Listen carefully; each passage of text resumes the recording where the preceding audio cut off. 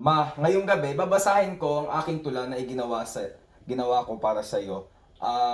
Ang pamagat niya ay Ang Walang Hanggang Pagmamahal ng Aking Ina. Isinulat ni Almario Reyes. Ma, sa iyong piling ako'y humihinga. Sa iyong pag-aarugay, lumalakas ang loob ko. Kung minsan may ako'y naging sanhi ng luha, patawad sa sakit na aking naidulot sa iyo. Ikaw ang aking pahinga sa gitna ng bagyo. Sa iyong mga yapos, aking mundo'y nagiging payapa. Sa tahimik mong mga dasal, ako'y ginabayan, pag-ibig mong wagas ang aking sandata. Naalala ko ang mga araw ng aking pagkabata, ikaw ang kasama sa pagbisikleta ko sa daan. Habang hawak mo ang likod kong may lampin, ako'y natutong sumubok. Sa bawat pagkadapa, ikaw ang unang dumamay.